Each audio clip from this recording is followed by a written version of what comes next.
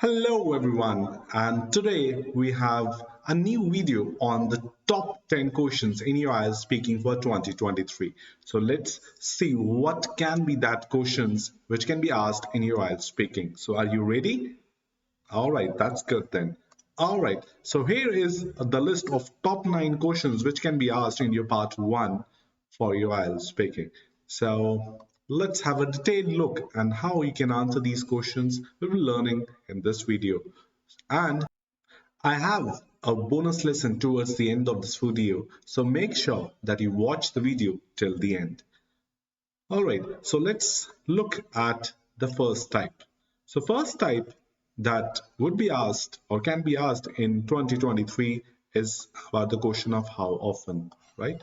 How often? How often means you have to talk about the frequency. आपको basically बताना है कि कितनी बार आप चीज वो आप करते हो.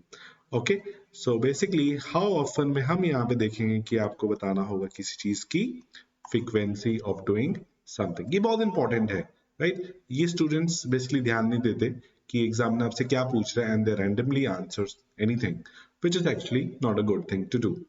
सो हाउ ऑफन में आपको बताना है कोई आप कितनी बार करते हो. आप वन टू और 3 टाइम्स आप चीज करते हो. ओके, सेकेंड टाइप है हमारा what kind of. Okay, so basically आपको यहाँ पे बताना है कि किसी चीज का स्पेसिफिक टाइप, जैसे what kind of public transport do you prefer to take. So आपको बताना है कौन से काइंड मींस यहाँ पे आपको ये नहीं बताना कि कितनी बार आप करते हो, आपको बताना है कौन सा पब्लिक ट्रांसपोर्ट आप यूज करते हो. Third is when.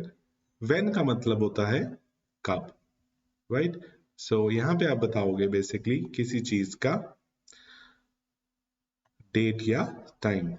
तो बेसिकली अगर हम देखेंगे यहाँ पे फर्स्ट हो जाएगा फ्रीक्वेंसी, सेकंड हो जाएगा काइंड और थर्ड हो जाएगा किसी चीज का time. Next is where. Where का मतलब है कहाँ पे. सो दैट मीन्स वेयर वाले क्वेश्चंस में आप दोगे आंसर किसी प्लेस के बारे में, right? Where do you listen to music. So ये हो गया हमारा फोर्थ क्वेश्चन. और फिफ्थ क्वेश्चन एग्जामिनर आपसे पूछ सकता है वाई का. ठीक है, सो वाई में आपको बताना होगा उस क्वेश्चन का एक रीजन. ठीक है, so this is the fifth question.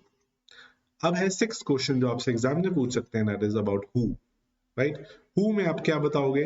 Who में आप बताओगे yes you will be talking about the person. Who do you play cricket with? So आप बताओगे एक फ्रेंड, तो who वहां पे कौन है? That's a person.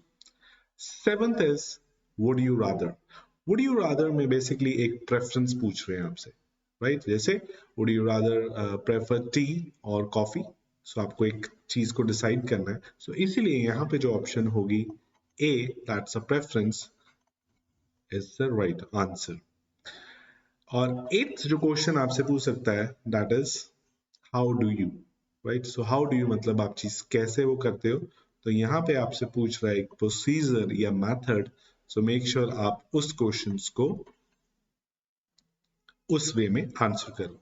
And last जो नाइन्थ क्वेश्चन है that is how important, right? So how important में आपको किसी चीज की इंपॉर्टेंस दिखानी है, दैट इज किसी चीज की वैल्यू दिखानी है, राइट? और उसके लिए हम ऑप्शन करेंगे B, that is right. So in 9 question है, बहुत इंपॉर्टेंट है कि एग्जामिनर आपसे जो पूछ रहा है आप वही आंसर करो. आप देख रहे हो सारे क्वेश्चंस में आपको अलग अलग इंफॉर्मेशन पूछी जा रही है. सो मेक श्योर आप वैसे ही उसको आंसर करो, right? So now I have 3 questions with a sample answers और देखते हैं कि कौन सा क्वेश्चन किस क्वेश्चन के लिए जस्टिफाई कर रहा है उसका सैंपल आंसर. तो यहाँ पे हमारे पास 3 क्वेश्चंस हैं as you can see, right? How often do you listen to music, right? So how often means आपको बताना है आप कितनी बार म्यूजिक को सुनते हो. सेकंड है when did you last go to concert. when मतलब कब, डेट, टाइम आ सकता है यहाँ पे. And third would you rather prefer to listen to music or a concert. तो यहाँ पे आएगी प्रेफरेंस कि आपको कौन सी साइड पसंद है. All right, so let's now look at the answers. First is oh, I would rather hear music. तो यहाँ पे आप देख रहे हो I would much rather hear music, यानी preference आ रही है कि आपको लाइव म्यूजिक ज्यादा पसंद है, right? I find it has much more atmosphere. तो यहाँ पे एक प्रेफरेंस दी गई है, राइट? हमने क्लियर कर रहे हैं कि that we will rather listen to the live music. तो यहाँ पे ऑप्शन थर्ड का लग रहा है कि ये वाला आंसर बेटर रहेगा. सेकेंड क्वेश्चन देखते हैं. Well it all depends. I nearly always play music when I am at home, but I'm afraid I don't just sit and listen to it. So यहाँ पे हम बात करें always play music when I'm at home.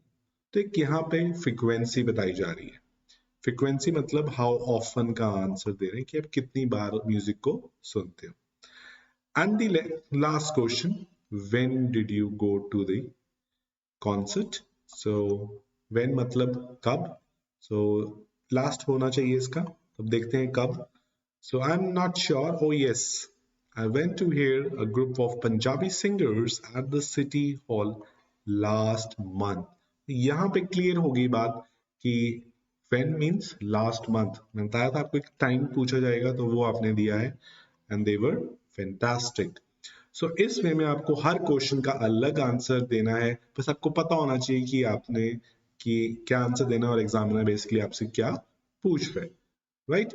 So this are the top 10 questions which can be asked in the IELTS speaking in 2023. So make sure हमको properly prepare करो, right?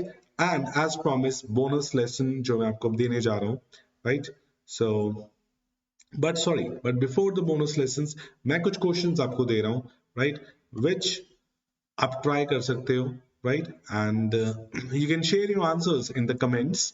सो आप question number डाल देना और कमेंट में उसका answer दे सकते हो, so that I can tell you that आपने उस आंसर का पर्टिकुलर राइट आंसर दिया है कि नहीं according to the question type. So please write your answers in the comments and also mention the question number which you are answering.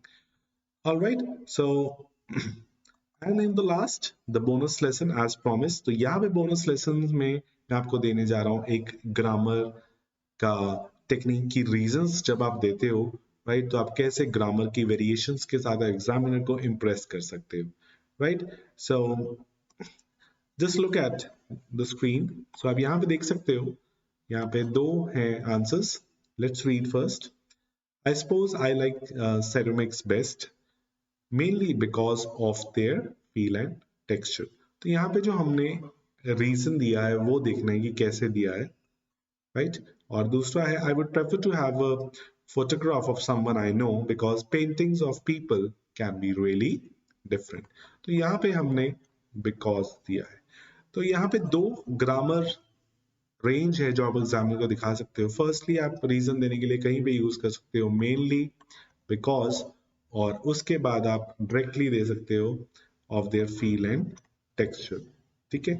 और दूसरी चीज आप यहाँ पे बिकॉज यूज करके प्रॉपर सेंटेंस बना सकते हो सब्जेक्ट वर्ब के साथ. Paintings of people can be really different. So ये था बोनस लेसन जिसमें आप दो मेथड से अपना रीजन दे सकते हो और एग्जामिनर को कर सकते हो impress and get the high bands in your IELTS speaking.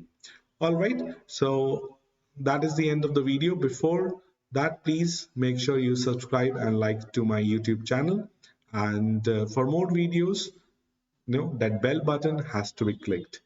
All right, so see you in my next video. Till then, bye bye.